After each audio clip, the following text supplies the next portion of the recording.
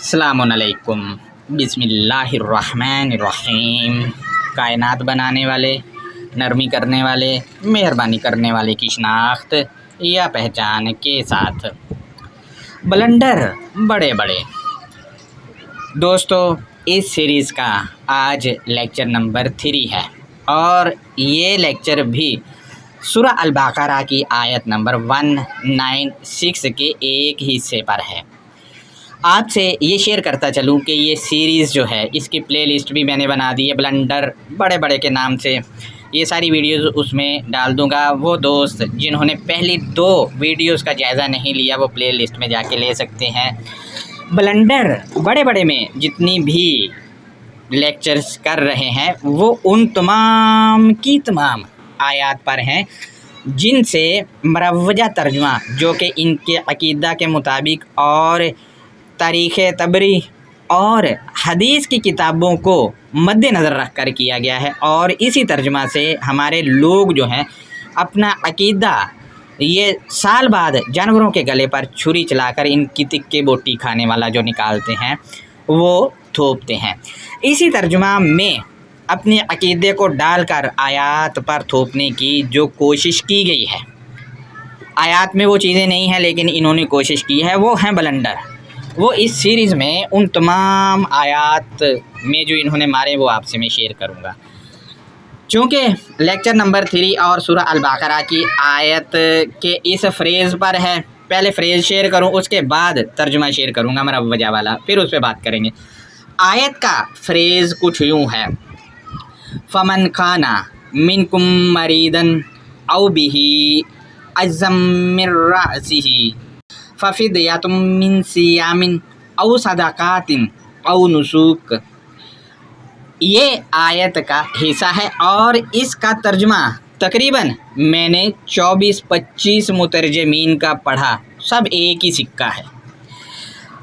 हदीस की किताबों या तारीख़ की किताब मानने वालों से तो शिकवा नहीं है क्योंकि वो तो अलल ऐलान कहते कि हम तो मानते हैं जी। लेकिन मेरा जो बलंडर मारे हैं कुरानिस्ट खुद को कहने वाले, जिनका दावा है कि हम हदीस की किताबों और तारीख़ में जो चीज़ें हैं उनको नहीं मानते, हालांकि ये वो लोग हैं एक तरफ तो इसके मुनकर हैं और दूसरी तरफ वही अमल जो हदीस की किताबों में लिखे हैं या फिर जो तारीख़ से मिलते हैं वही किए जा रहे हैं और वो सारी चीज़ें अल किताबिल मुबीन में है ही नहीं। यानी ये यूँ कह के कि हम सिर्फ़ अल किताबिल मुबीन को मानते, लोगों को धोखा भी दे रहे होते हैं। असल में 2 रुखे जिनको अल किताबिल मुबीन मुनाफिकीन कहती है यही लोग हैं और यही कुरानिस्ट हैं जो नमाजी और हाजी हैं। लिहाजा 24-25 बंदों में एक ये नमाजी कुरानिस्ट भी था जिसका तर्जुमा मैंने आपसे शेयर करना है। इसने अपने तर्जुमा में लिखा है कि लेकिन तुम में से जो कोई मरीज़ हो या इसके सर में कोई तकलीफ़ हो तो फिर तुम रोज़े से या सदका से या गोशा नशीनी से फ़िदिया दो। दोस्तों, अब इस तर्जुमा पर सवालात और कुछ मालूमात हैं और क्या क्या बलंडर हैं वो मैं आपसे शेयर करूं तो पॉइंट नंबर 1 है, इस नमाजी व हाजी कुरानिस्ट ने आयत के लफ्ज़ फ़िदियातुन और सदक़ातिन का मानी ही नहीं किया। आप देखें तर्जुमा में नहीं किया। आखिर इसका मानी ना करके क्या चीज़ छुपाना चाह रहे थे, क्योंकि हर उस चीज़ की जिसकी तफसील छुपाई जाए उस छुपाना ही इस मकसद के लिए होता है कि हकीकत लोगों को पता ना चल जाए आखिर क्या वजह थी और क्या चीज़ थी जो छुपाना चाह रहे थे। चलें मैं सवाल पूछ लेता हूँ कि फ़िदियातुन क्या है और फ़िदियातुन में क्या देना है और किसको देना है। सदक़ातिन क्या है और सदक़ातिन से क्या सदका करना है और किसको सदका करना है। वो दोस्तों ये याद रहे से मानी मिन का होता है, से मानी मिन का होता है, या यूँ कह लें कि से जो मानी मिन का है ये बता रहा है कि जो भी देना है मुकम्मल नहीं देना, क्योंकि सियाम से, सदका से और गोशा नशीनी से और फिदयातुन से देना है, ठीक है। अब मुकम्मल देना ही नहीं है, अधूरा देना है। कैसे? मैं आपके सामने मिसाल रखता हूँ। मसलन आपके पास एक टोकरी सेब की है, मैं आता हूँ कि भाई मुझे इन सेबों में से दे दो, तो आप पूरे नहीं दोगे, आप उनमें से 1 दाने या 2 दाने या 3 दाने दे दोगे। इसी तरह कोई दूसरा आता है तो वो कहता है मुझे ये सेब दे दो, वो ये नहीं कहता कि मुझे सेबों में से दो, वो कहता है कि मुझे ये सेब ही दे दो, तो वो सारे मांग रहा, उसको सारे ही देने पड़ेंगे। यानी से कहना और कहना के सेब दे दो, ये एक अलग मैटर है और इन दोनों में ज़मीन आसमान का फ़र्क है। लिहाजा यहाँ जो मिन के मानी से लगे हुए हैं, मिन लगा हुआ है आयत में, वो बता रहा है ना तो फिदयातुन जो है, ना तो सदाकातिन से देना है पूरा, ना सियामिन से देना है, और ना ही नुसुक से पूरा देना है, यानी पूरा नहीं देना क्योंकि से लगा हुआ है। अब इनका रोज़ा भी अधूरा हो गया, इनका जो भी अलहदगी है वो भी अधूरी हो गई, इनका जो भी सदका है वो भी अधूरा हो गया। ये याद रहे कि से जो मिन के मानी है वो बता रहे हैं कि मुकम्मल देना ही नहीं है, मुकम्मल नहीं देना। लिहाजा पॉइंट नंबर 2 है दोस्तों, सर में दर्द हो तो डॉक्टर से मेडिसन ली जाती है, और डॉक्टर मेडिसन देने के साथ साथ तदाबीर भी बताता है और आराम करने का भी कहता है, और आराम किया भी जाता है, और उसकी जो एडवाइस होती है उस पर अमल भी किया जाता है। क्योंकि सर दर्द ब्लड प्रेशर तेज़ की वजह से, शुगर की वजह से भी होता है और ब्लड प्रेशर लो होने की वजह से भी होता है। लेकिन यहाँ बजाय ये कहा जाए कि सर दर्द में मेडिसन लेकर वो खाओ और आराम करो, ये कहने की बजाय ये नमाजी और हाजी कुरानिस्ट समेत जितने भी 23-24 लोगों का मैंने तर्जुमा किया, सब के सब वो रोज़े रखवा रहे हैं, सदका दिलवा रहे हैं और गोशा नशीनियाँ भी करवा रहे हैं। अलहदगी में चाहे उसका सर की नसें फट जाएँ और वो मरा पड़ा हो, कोई देखने वाला ही ना हो। मैं ये कहना चाहता हूँ कि इन कम अक्लों को ये भी नहीं पता कि ब्लड प्रेशर तेज़ की वजह से सर की नसें फटने यानी ब्रेन हेमरेज से आदमी भी मर जाते हैं।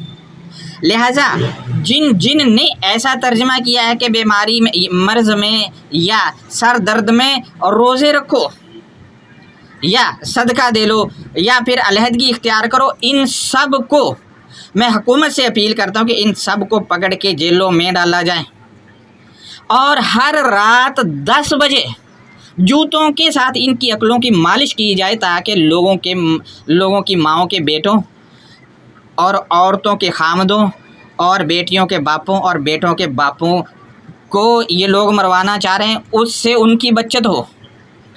ये कातिल हैं, कातिल जो बजाय ये कहने के कि मरीज़ हो या सर में दर्द दवाई लो, ये रोज़े रखवा रहे हैं उल्टा भूखे, फिर अलहदगी भी इख्तियार करा रहे हैं, सदके अलग से दिलवा रहे हैं।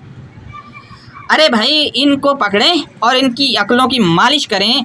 इस वजह से इनका बंदोबस्त किया जाए यूँ करके, और जो इन्होंने जितने भी तराजम किए हैं उन सब को बैन किया जाए, और अहले दानिश जो अहले इल्म भी हों उनसे तराजम कराए जाएं, पूरी किताब का नए सिरे से करवाए जाएं, ताकि जो इन्होंने तजादात डाले हैं और जो अल्फाज खा लें जिनके तराजम ही नहीं किए वो भी तराजम में लाए जाएं। पॉइंट नंबर 3 है, सवाल ये है कि ये फ़िदिया किसको देना है, किसको देना है भाई।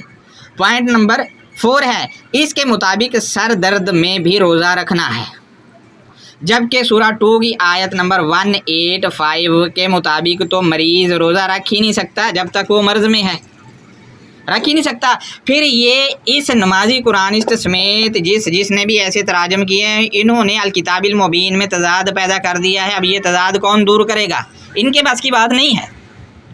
लिहाजा मैं अपील करता हूँ कि हुकूमत वक्त अहले दानिश जो अहले इल्म भी हो उनको लेकर नए सिरे तराजम मरतब करवाएं, क्योंकि इन तराजम को लेकर मुल्हिदीन भी सही तरह से इनकी ठुकाई कर रहे हैं। लिहाजा मज़ीद हम देखते हैं, मज़ीद आप देखें कि इसका जो मैंने स्क्रीनशॉट लगाया है, इसने इसके नीचे अपना अकीदा جو شیطانی ہے یہ کیسے خوبصورت طریقے سے زبردستی الکتاب المبین میں انڈیلنے کی کوشش کی ہے تاکہ پڑھنے والے کو پتہ بھی نہ چلے اور کام بھی ہو جائے، اور کیونکہ جو پڑھنے والا اس کا تو پہلے ہی عقیدہ یہ بنا ہوا ہے، جو میرے جیسا سر پھرا ہے کوئی دو چار وہ پھر سوالات اٹھاتے ہیں۔ لہذا گوشہ نشینی ایسی حالت، یہ بھی اس نے لکھا ہے، گوشہ نشینی ایسی حالت جس میں ایک شخص مذہبی ذمہ داریوں کی وجہ سے دنیا سے علیحدگی اختیار کرتا ہے، اور حج کے لیے گوشہ نشینی کی جگہ منع، مزدلفہ اور عرفات ہیں۔ دوستو یہ ہے وہ شیطانی عقیدہ جو الکتاب المبین میں ڈالا ہے الگ سے لکھ کے، جبکہ گوشہ نشینی اس نے نسک کے معنی کیے ہیں اور یہ اسم مکان ہے ہی نہیں، جبکہ اس نے اسم مکان بطور مزدلفہ اور منع لیے ہیں، جبکہ نسک تو جو ہے یہ اسم مکان ہے ہی نہیں بھائی۔ اب آپ دیکھیں جس آدمی کو یہ نہیں پتا کہ نسک جو ہے یہ اسم مکان نہیں ہے، وہ لیکچر کرتے پھر رہا ہے اور لوگوں کو اس کے آگے 20-30 بندوں کا ایک ٹولہ جو کہ بالکل تھکے ہوئے، کوئی علمی سوال نہیں کرتے، بس وہ سارے ہلائے جا رہے ہیں۔ وہ ہوتی ہے نا ایک بھیڑوں کی وہ جا رہی ہوتی ہے ٹولی، اس میں سے ایک بھیڑ جب وہ فصل کی طرف بھاگتی تو سارے کے ساری بھیڑیں بنا سوچے سمجھے اس کے پیچھے دھول اڑاتی ہوئی جاتی۔ ان کا حساب بھی وہی ہے، سارے کے سارے یہی حساب ہے۔ لہذا جس بندے کو یہ نہیں پتا کہ نسک جو ہے وہ اسم مکان نہیں، وہ بھی لیکچر کرتا پھرتا اور ہزاروں میں فالوور ہیں بھائی، ہزاروں میں۔ لہذا جیسے یہ الفاظ ہیں دو، منع اور مزدلفہ، یہ الکتاب المبین میں ہے ہی نہیں، بلکہ الکتاب المبین ان سے ایسے ہی پاک ہے جیسے کہ کائنات کو بنانے والا شرک سے پاک ہے، جیسا کہ ابراہیم سلام علیہ شرک سے پاک ہے، اور جیسا کہ ایک مسلم جو ہے وہ شرک اور فساد سے پاک ہوتا ہے، اسی طرح یہ الکتاب المبین کی آیت بھی ان کے اس شیطانی عقیدے سے بالکل پاک ہے جو یہ ڈالنے کی کوشش میں ہے۔ لہذا پوائنٹ نمبر 5 ہے سیام کے معنی روزہ نہیں ہے۔ اس کے معنی کیا ہے وہ میں سیام سیریز میں شیئر کر چکا ہوں۔ اور مزید پوائنٹ نمبر 6 ہے اس نے مریضن جو کہ بطور اسم صفت ہے اس کا ترجمہ ہی نہیں کیا ہی نہیں ہے، مریض لکھ دیا ہے، غور کریں آپ۔ اور پوائنٹ نمبر 7 ہے ازمر رأسہ کا ترجمہ کیا ہے کہ اس کے سر میں درد ہو۔ دوبارہ ریپیٹ کر دوں، اس کے سر میں درد ہو۔ دوستو فی کے معنی میں ہوتے ہیں، دوبارہ ریپیٹ کر دوں، فی کے معنی میں ہوتے ہیں، اور آیت کے اس حصے میں ازمر رأسہ میں فی ہے ہی نہیں، من ہے یہاں پہ، آیت میں فی ہے ہی نہیں، آیت میں من ہے، اور من کے معنی سے ہوتے ہیں، لہٰذا میں اور سے جملے میں زمین اور آسمان کا فرق کر ڈالتے ہیں۔ یہ ایسے ہی فرق کر ڈالتے ہیں کہ جیسے کوئی بندہ ٹانگیں اوپر اور سر نیچے زمین پہ کر لے، اتنا فرق ڈال دیتے ہیں۔ اور من کا معنی فی یعنی میں کر کے یہ سب سے بڑا بلنڈر کیا ہے ان سب نے۔ یہ ایک معنی من کا معنی میں کرنے سے پوری آیت کے ترجمے کا بیڑا غرق کر دیا ان لوگوں نے، صرف یہ ایک چھوٹے سے لفظ کا، حرف کا، حروف جارہ کا ترجمہ من کا میں کر کے پورے کے پورے ایسی تیسی پھیر دی ہے۔ لہذا پوائنٹ نمبر 8 ہے اس نے لفظ قرآن کے معنی بھی لکھے، نیچے آپ دیکھیں، اور معنی لکھے ہیں قرآن دو چیزوں کو جوڑنے کو کہتے ہیں، جبکہ موجودہ دور میں اس کے اور اس کے چیلوں کے مطابق اب قرآن کے معنی پڑھائی ہیں۔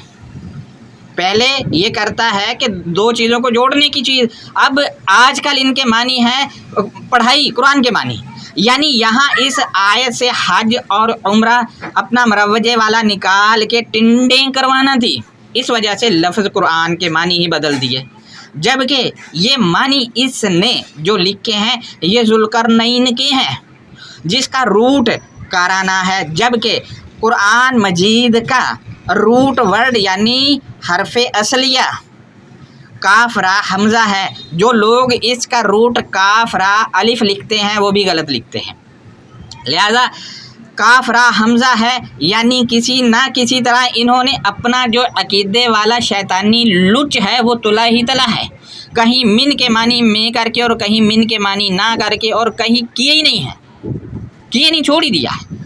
لہذا दोस्तों ये तो इस के तर्जुमा पर कुछ बात थी।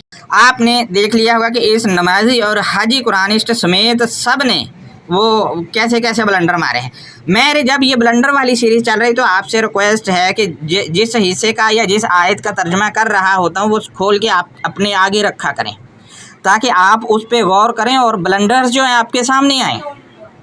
मेरा असल में मकसद ये है कि आपका जो इन्होंने तराजम किए उनको लेकर जो आयत का असल मतन है उस पे फोकस कराना। जिस दिन आपने उस पे फोकस करना शुरू कर दिया, ये सारे के सारे आप खुद ही ये खाक में मिल जाएंगे। जब आप आयत के मतन पर गौर करने लग जाएंगे, इनके तर्जुमे को उस पर जांचने लग जाएंगे। तो लिहाजा ये ब्लंडर बड़े बड़े सीरीज़ का तीसरा लेक्चर था। आप अपनी राय देना चाहें तो सत बिस्मिल्लाह, ताकि आप जो बताएंगे उससे मैं इस्तिफादा हासिल कर सकूँ। अल्लाह हाफिज़, अपना बहुत ज़्यादा ख्याल रखें।